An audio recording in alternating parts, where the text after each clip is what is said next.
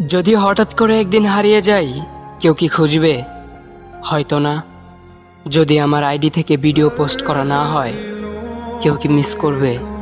হয়তো না।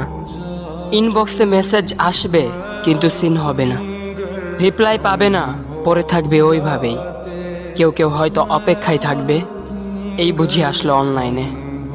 আবার কেউ কেউ হয়তো টেরও পাবে না, কেউ একজন নেই, কেউ একজন হারিয়ে গেছে। হঠাৎ একটা সময় কারোর হয়তো মনে পড়বে, কে জানি আর নেই। কষ্ট করে নামটা সার্চ করবে, পুরনো ভিডিওগুলো দেখবে আর ভাববে হুট করে কোথায় চলে গেল। আবার কেউ কেউ হয়তো একদিন দুই দিন না পেয়ে ফ্রেন্ড লিস্ট থেকে আনফ্রেন্ড করে দেবে।